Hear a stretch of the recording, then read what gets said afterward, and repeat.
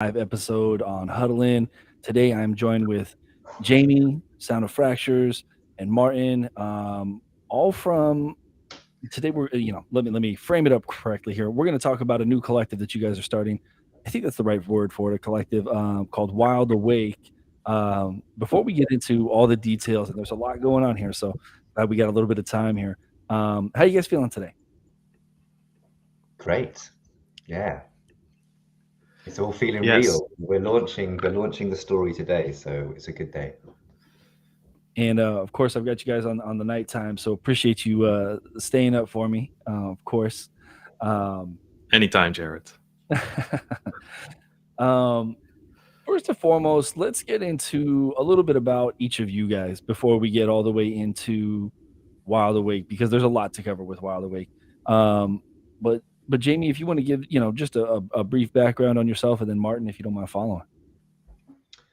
Sure. Okay. Yeah. My name is Jamie. I produce under the name Sound of Fractures, and an artist and a producer that I've been producing for quite a while now. And the last 2 years, I've been producing under the name Sound of Fractures. It's my baby. It's my artist project, and a big part of that has been exploring what Web3 has to offer, using different tools, different experiments, making friends, building community, selling out drops, making good music, fitting that together with streaming and everything else, and yeah, just enjoying the feeling of a new world to me. Yeah, a new way of experimenting and a new way of releasing music and distributing it. Yeah, all the things. Jamie's out here all the time. Martin too. Martin, if we can hear your background too. Yeah. So I never know. I never know what to say. I do a million things. Sort of. I write a newsletter called Music X, and started diving into kind of why fans would buy into NFTs in 2021, I guess. And yeah, I'm active in a bunch of research focused DAOs like Water and Music and Protein, um, Folklore. So yeah, I'm trying to be all over the place. I had a little podcast for a while. Not sure if I'm going to continue doing it. It's called Appetite for Distraction. I teach at a university. I have a Hey, streaming platform called Symphony.live. It's yeah, a bunch of stuff. yeah, all the things. So for anybody out there tuning in either now or after the fact, that these guys are super present on the music scene, especially here in Web3. But uh, and that's kind of what we were coming together to talk about today. Is this new collective? I would be interested to know if you guys got a better framing for it than collective, but it's called Wild Awake, and it's kind of at this intersection here where we talk about music and we talk about culture and kind of bringing it together, where it's not just a spot that just sells music and not just a spot that just streams music, but it's more of a foundation from what I can gather, and it helps really kind of culture to grow, for the most part organically, right? So you guys are putting together, for lack of a better phrase, cool shit that you like and bringing in people that you want to see like shine a little bit more spotlight on. But let's get into that. So where did the idea of Wild Awake originate from? From It originated conversation. with Jamie. Yeah, from conversations, I think with lots of people, right, especially with Martin, about just the way things were going in the kind of like way people were using blockchain technology, what was out there and what wasn't, trends, like as things have moved towards kind of like mass adoption narratives, and where I guess like collectability and ownership and sovereignty for artists and all these things fit, how they all fit together, where they're going, and just trying to think about, like, rather than just having opinions, like how can we create a thing, that plays with all this stuff, and I guess is an example or a way to see if we can build something within the sort of ethos and aligns with our kind of like beliefs and interests. And that goes for a lot of the people sort of in and around my music, right? There was a lot of conversations happening, and me and Martin had been looking for something to do together for a long time. And we talk a lot about community building. We talked a lot about like what future is for artist teams and what this technology means for artists. And Wild Awake was born out of that idea. And I guess a love of electronic music, right? A love of cool shit, labels, places that collate and create scenes and worlds with music at their center. Yeah, I think I wrote a lot about community, and spoke to Jamie and a bunch of other people a lot about community as well. And it's such a strange word, right? I mean, so one of the DAOs I'm involved with, Protein, is currently putting out a report about community, calling it a dirty word, right? So it lost all meaning, and we're trying to inject meaning into that again. And instead of just talking about that, Jamie and I were like, we need to actually do it, right? We need to see if we can make it happen from the ground up. See if we can create a collective, build a scene, all the stuff that is super important in music, and then check out if we can actually get it off the ground, and basically just put our money where our mouth is, and see if it works. And then find digital homes for that, which the first one is Token Tracks, which are helping us pull all of this together. We're also very happy about. So that's sort of where it's at.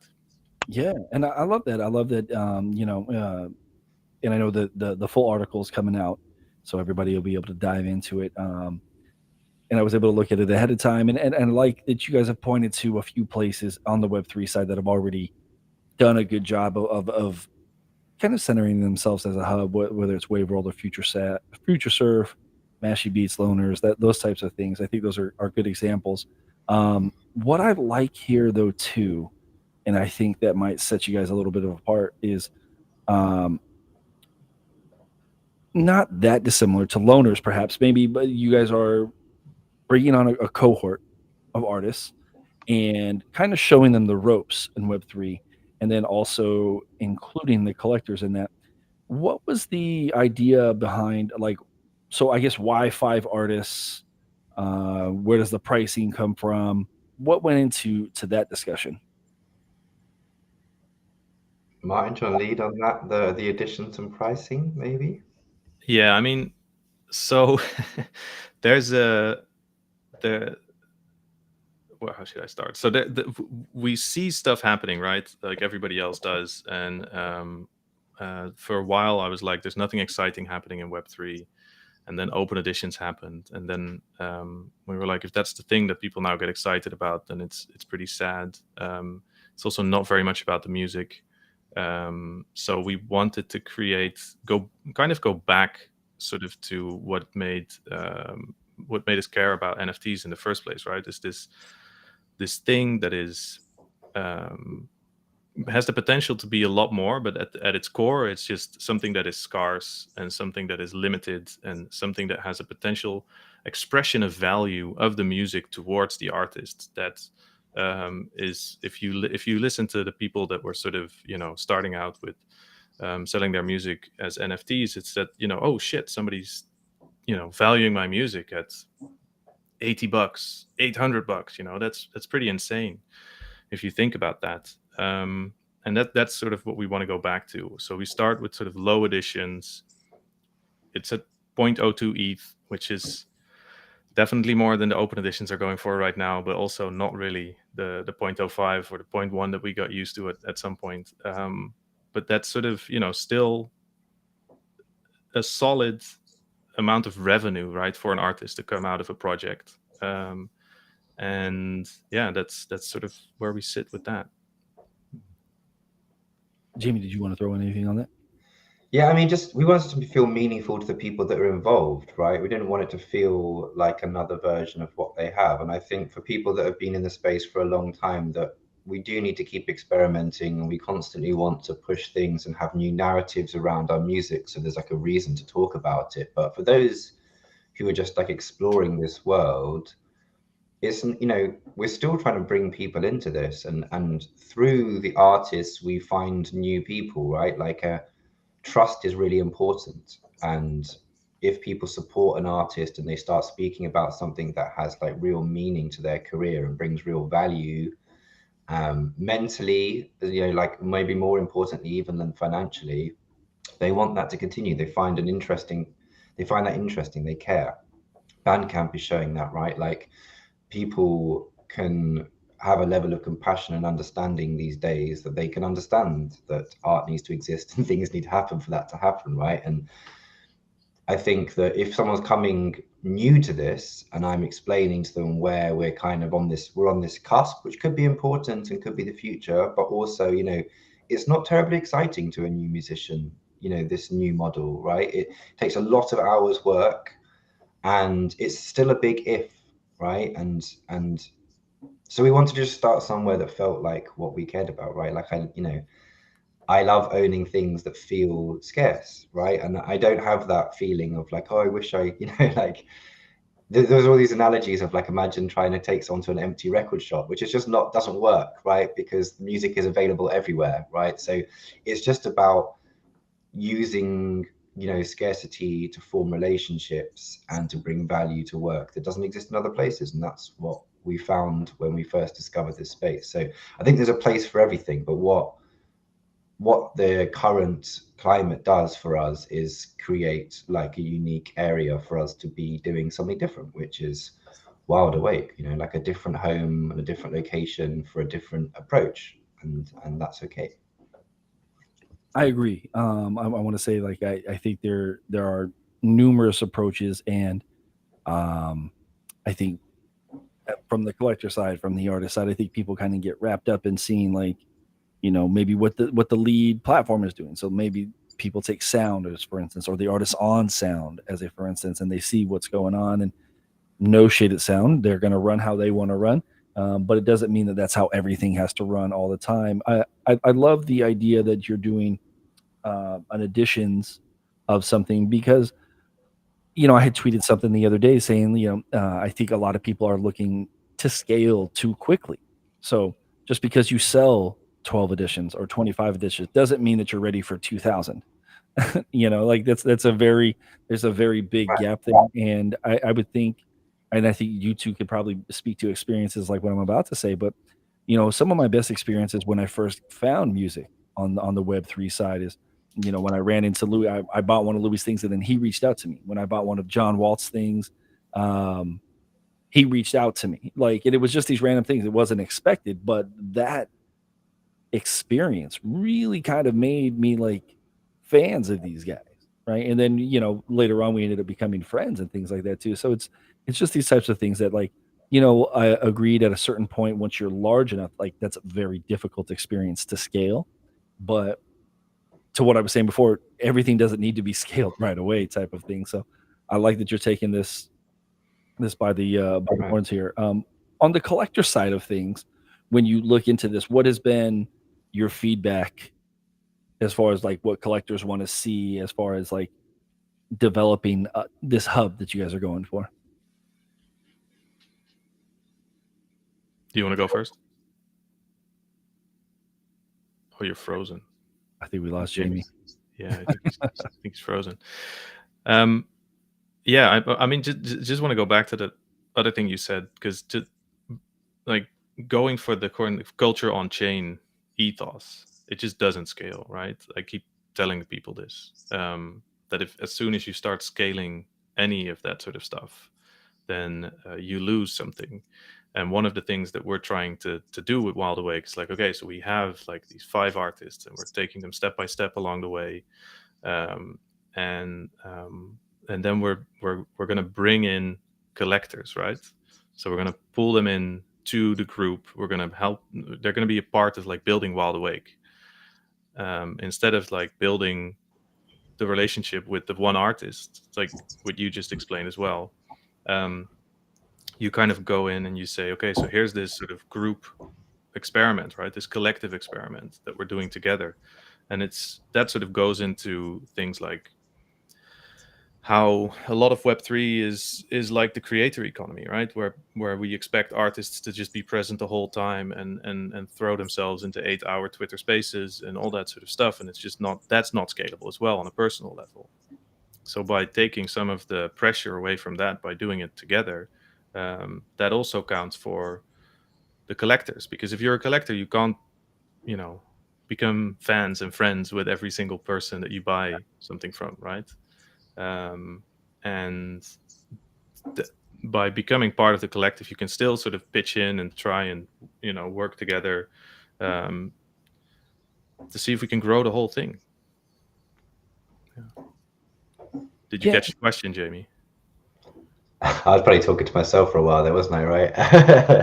Yeah, I think Martin's right. I think like the thing is about Wide Awake, the more we talk about it, it's like a vehicle for all these different things that we think are important, right? You know, it's not just one thing. It's like where all these things meet, right? That idea of loneliness, like I've been talking to a lot of musicians about, and how we have this kind of cyclic nature of following what we're told to do, and you know, we release music in a very specific way, right? Like we upload it, we pitch to the algorithm, we do out now posts, we do what it says in all the videos that tell you what to do, right? We make content a certain way, we post at the same times of day. And I think that that world is proving, after like 4 or 5 years of running these cycles, is proving quite lonely for musicians, regardless of the levels of success, right? And I think it's the same for listeners. Like everybody is starting to get to a point where they're used to this thing, it works very well, but everyone feels like there's something missing. And as musicians, we're missing that feeling of being a part of something, right? We're not at the birth of like music cultures that are being born out of physical locations very often, right? Which most of the music we love comes from. And most of the things we read about music and most of the documentaries we watch about music are about these moments in time where people are doing a thing because they have like a common goal or a common shared emotional experience, maybe, right? And that's not just musicians, that's like artists, photographers, writers, magazines, labels, bar owners, whatever it might be, right? We don't get to be a part of those very often. And I think that we're hearing a lot of this in kind of like Web3 circles as well, is just like, how do we find things that we feel like we belong to? And a lot of the things in the space that I love, I still feel a bit on the outside of. And I think a part of it is like, what these things are doing is amazing, but let's do our own thing and attract our own type of people and our own voices and have our own ethos, right? And these we need more of these things, right? We need more Wild Awakes, we need more sounds, we need more WAV worlds, we need, you know, the more of these things that happen, the more people coming together to experience creating or, you know, coexisting or just being friends in digital locations, the better, right? Especially for like this movement around the blockchain. So, you know, hopefully we're just one thing and we have a set of values that we try to sort of platform through our voice, and you know, like we're attracted to that, and hopefully we attract, you know, different people. Not there's a, you know, we attract our own people, I guess. And that's kind of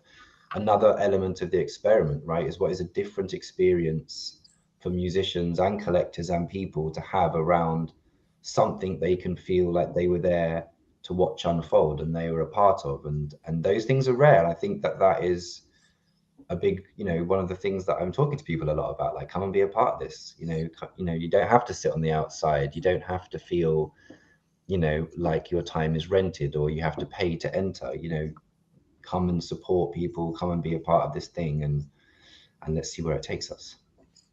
Yeah, I love it. And speaking to what both of you were saying, I myself, I have an inclination towards hip hop, and I lean that way. And just truth be told, I just don't think the entire fan base is there. And so that's one of the questions I've been struggling with. I'm like, well, how do you get more people to just even notice it? And I think the first thing is very similar to what you guys are describing. Create a hub and allow for both artists and collectors to show up here and showcase what they're doing. You know, is it going to be a slow grind? Most likely, right? Like, it's going to take a little while for that type of thing to gain traction and for people to notice it. But, you know, people show up if they like what's going on there digitally or in real life. And then it starts to build. You know, that's how you can start to slowly but surely bring in people. And then, you know, the more people see that's going on, the more they want to be involved. And the more they want to be involved, the more inclined they are to learn how to do these complicated, like Web3 blockchain things, you know? How much easier is it if you do that with like a bunch of people instead of just on your own? Right. Yeah, exactly. All that to say too, I don't want to get too far ahead of myself here, but I'm curious about, like, in maybe both the short term and the long term, whatever time frame you want to put that on, what does success look like for Wild Awake? So, like maybe for the rest of this year, what would you guys look at and say, be like, you know what, we're happy with how this has come out, and then maybe longer term as well too. Interesting question. Have you thought about? Well, I don't think we thought too much about that, right? Like, I think for me, We know what we want to awareness, achieve in the long term. right? We want awareness, right? It's a conversation starter. It's like it's an experience. It's a thing that we need to reach out into the world with, right? Like I've talked about it of like an olive branch, right? Like, you know, we need different types of things to start different conversations with different types of people, right? And if we just have like one or two things, then we're only connecting with a certain type of people who consume a certain type of music or consume media a certain type of way.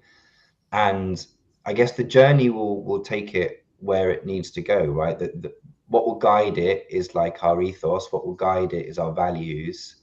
And you know, technology changes too fast to just say that's what it should be and that's what it should. And you know, maybe, you know, in the background that we have this idea of like what is, I don't even like the word brand, but what is like an entity that moves through the creative industries as the creative industries adapts, right? And this is an experiment in that, right? You know, it changes all the time. If we'd have decided 7 years ago it was just going to be like a singles label with vinyl, it wouldn't have ended up on chain.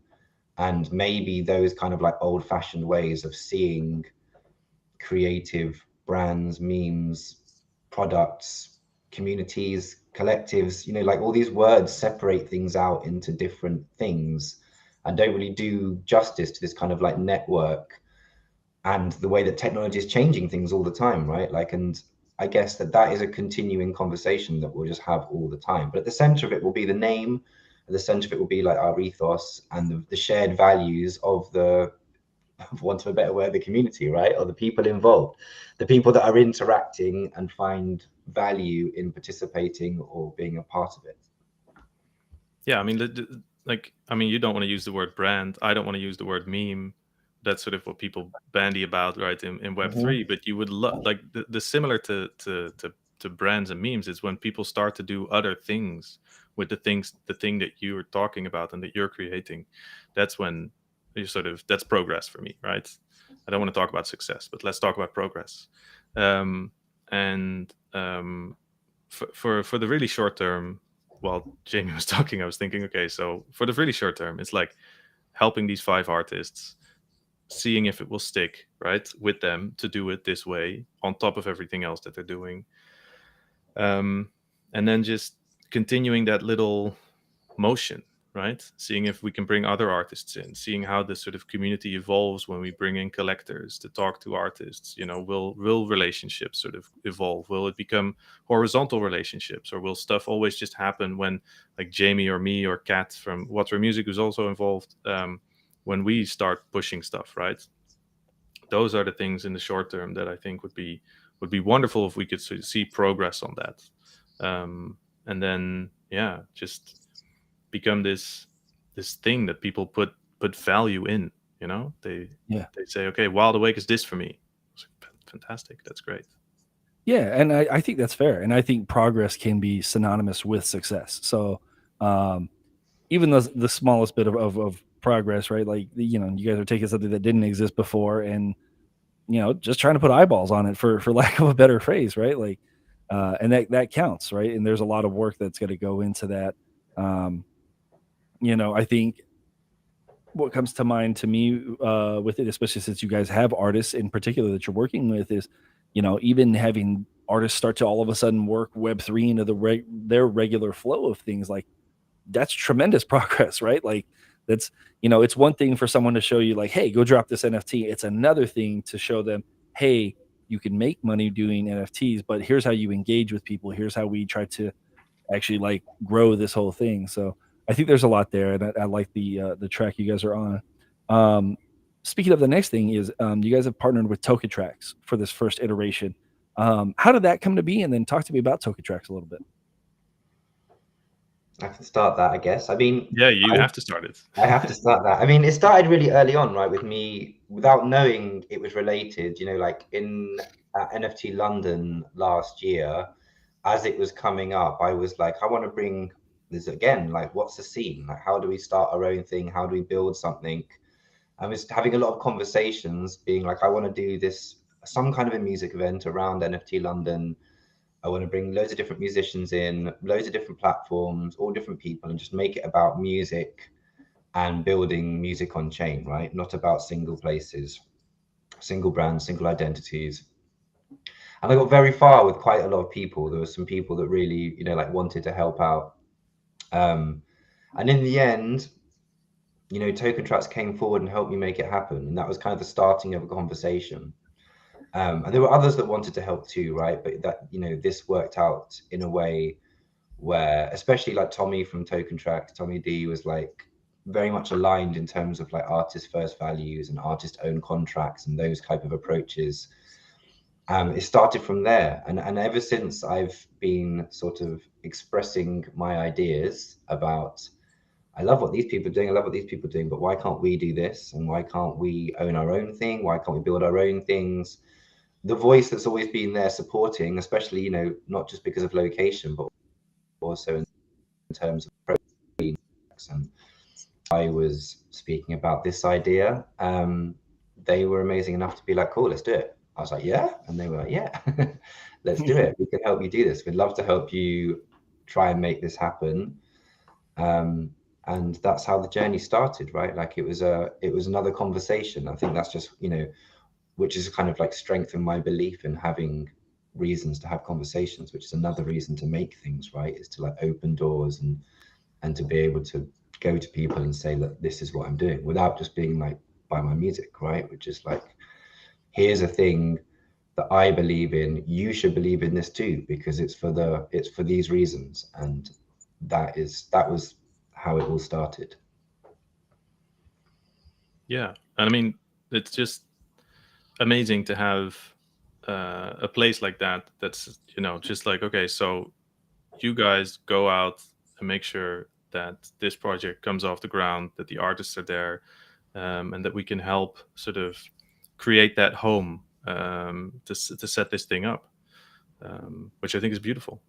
Yeah, to have people believe in your ideas is massively important. It's massively important for musicians and creators and everyone, right? Like you need people to not just try and remold your ideas, but to actually, you know, like when those moments happen where someone has the confidence or the belief in you to be like, if you think this is what needs to be done, what can we do to help you make this happen? And when those opportunities come along, you have to take them, right? They're super rare because most of the time there's a different sort of, you know, undercurrent because of the way that we all have to live and find money, right? But we're lucky enough to find a place that was like trusting enough to be like, do your thing, right? Like here's what you need. Tell us if you need support and go and do what you think's right. And we are just launching this week, which is super exciting. Yeah, that's massive too. I don't think that can be understated. So shout out Token Tracks for getting behind this, because as we were saying earlier, a lot of things are all driven by numbers. Like, you know, what's the subscriber base? Well, how much revenue are you generating? Like, what's your click-through rate? Like all these different things, right? Like that, you know, it just becomes this thing about infinitely scaling like off the bat. And like, truth be told, it just, you know, I feel like I preach to the choir here, but you guys know it takes time, especially when we're talking something culturally related. You need time to make stuff of value, right? Like that's what's so hard as a creator. It's like wanting to make your dream album, or even more so, like that time's quite selfish, right? You can do it in the middle of the night on your own, but something like this is very hard. And you also need people that really care, and amazing, caring, giving people, which we're really lucky to have a community of people around us to talk to us and support us as well. So yeah, that's one of the best things to come out of this whole adventure for me, especially, is the relationships. And I think that I want to keep creating new relationships and keep showing that to people. Absolutely. Yeah, just to come back to that point about metrics, one of the things that I love about Web3 is that you can set your own metrics, right? Which is kind of what we're doing with these limited editions, like 12 editions, you know, 0.02 ETH. It's not the biggest amount of the world. It's also definitely not small, right? And if we can get like Jamie's saying, if we can get these artists, these sort of 8, 10, 12 people in their sort of circle, then those are relationships that matter, right? And those are relationships they can build on, and they can build on and grow them, like you were saying, Jared. And that's sort of where the big value lies. Yeah, agreed. And I think having 12 people that spend 0.02 ETH is roughly $36. We'll call it something like that right now. Like it's not a small amount of money, but it's a large enough amount of money that people presumably will follow what's going on and be vested in kind of what you're doing and check in for you, which leads me to before we get into like the final of like you guys launching and dates to expect and things like that. One of the things you guys said earlier is like, actually, I think it was you, Jamie, that said it. A lot of this has not necessarily been music centric. So while we are here with a lot of musicians, a lot of it is very much like, well, how big of a fan base do you have, or consumer base, I guess is. And what's your take on how we kind of make it okay, cool? We have this cool stuff going on here, but also listen to this music. Like this music is good. Like this music has been curated. Like we're actually putting a very intentional focus on producing very good music. Well, I think there's not a lot of spaces that are doing that right now, right? Which is, I mean, amazing for open doors and for opportunity. But again, I just think you can have different things, right? And there isn't. Music has been built around kind of like sonic identities, music brands, music production houses, whatever you call it, right? Like whether it's like Dreamville or whether it's labels, whether it's like Electronic Cruise, whatever it might be, there is a thing happening there, like whatever you want to say, right? And there isn't many places like that. So I guess with that, it's kind of music that speaks to us around the values that the music that I make. For me, like it's about influences. There's some things that seem disparate to other people, right, that are connected to me, which is but I think authenticity is at the heart of it, but also electronic, analog sounds, samples. For me, they kind of, there's like an approach to making music that connect everything from Frank Ocean to Drake to Kendrick Lamar to Four Tet to Aphex Twin. There's like lines between those musicians that are clear to me, and maybe other people see them in different worlds. But I think within kind of like having a strong, I think taste is super important, basically. Like I don't like the idea of gatekeeping, but I think the thing that negates gatekeeping is options, and we have lots of options at the moment. There's some great platforms that offer great tools to release your music, and from those tools should arise these amazing groups of people bouncing ideas off each other and lifting each other up. And I hope that we can do that around a thing that people can rely on for music, right? Because we have lots of sources of music and lots of different types of people, and if there's only one or two types of music that have all the eyes on them, we're never going to attract lots of different types of people, because people have different tastes, right? There's people out there that love music that haven't discovered that music on chain or the artist they care about on chain yet, and that's maybe a reason why they don't care. Find out, right? Like it would be easy, right? Because the narratives that are the strongest are way ahead of the narratives that are starting now. But that's the point, right? Like come and be a part of it from the beginning, help us grow this thing. And within that, I hope that people will feel proud and excited about talking about being a part of this project, or being adjacent to this project, or being a fly on the wall of this project. To be at least at the heart of it was something that people feel like, I don't know whether proud's the right word, but will feel like they want to talk about it, and it speaks to the things that they care about. Yeah, and just to kind of give an example of how that genre thing that Jamie was just talking about works, when we started our group chat with the artists, the first thing that happened was that people started sharing some music, and it was like it was just everything that you would expect.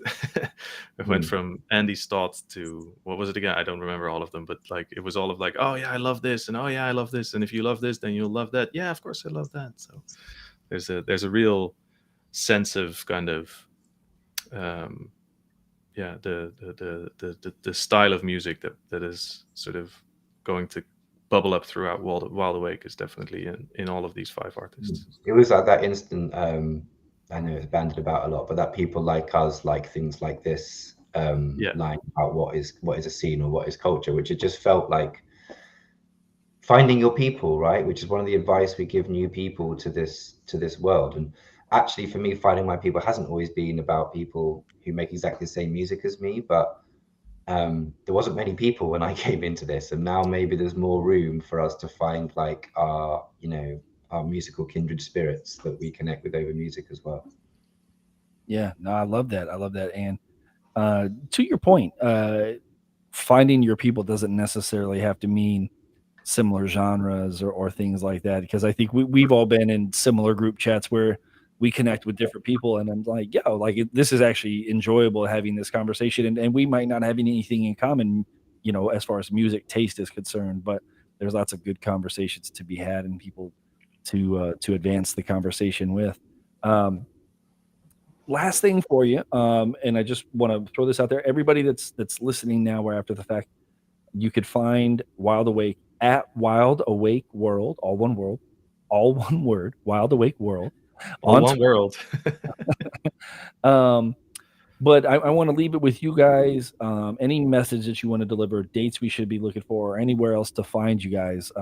It's all you. I mean, we are going to tell our story through a couple of mirror posts that are coming out today, if you're listening now, on our mirror page, Wild Awake.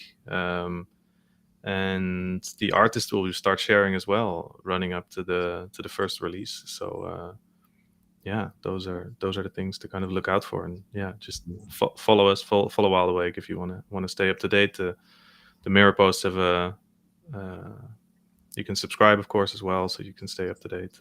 So, Yeah, subscribe to Step Today. We're going to be doing slowly, like sharing the artist's music. We're going to be doing some things like some listening parties. We're going to start introducing people to each other. We're going to start sharing some stuff about the process and the challenges and the positives, and just trying to connect with as many people as possible through the project, right? Like, and if you believe in things that that we believe in, come and help us try and build this thing, right? Let's bring more people in that align with the things that we care about. It's it doesn't have to be about the musical style. It's about sending off an expedition into the wild, into the unknown, right? And we need lots of help to do that. We need lots of voices. We need lots of places to stop. We need lots of things to make that work. And as we've seen in like other scenes, especially in Web3, like we need our champions. We need like our friends.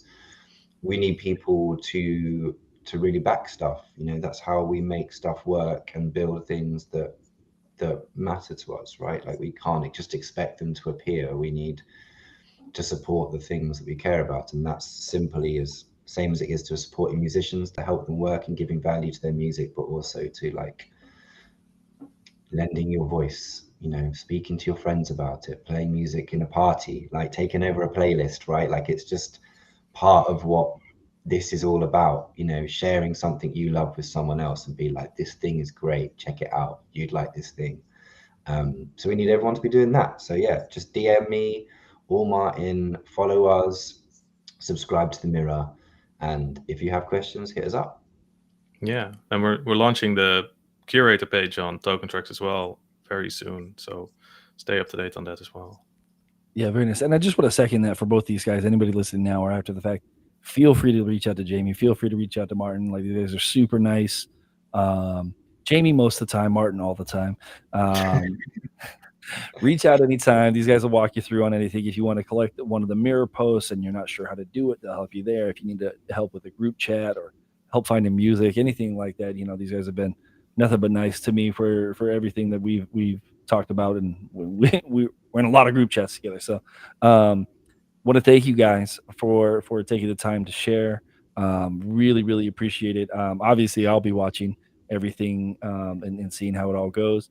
And the door's always open. Super excited for the launch. By the way, do we have a potential date in mind, or at least a roundabout their date for the first launch?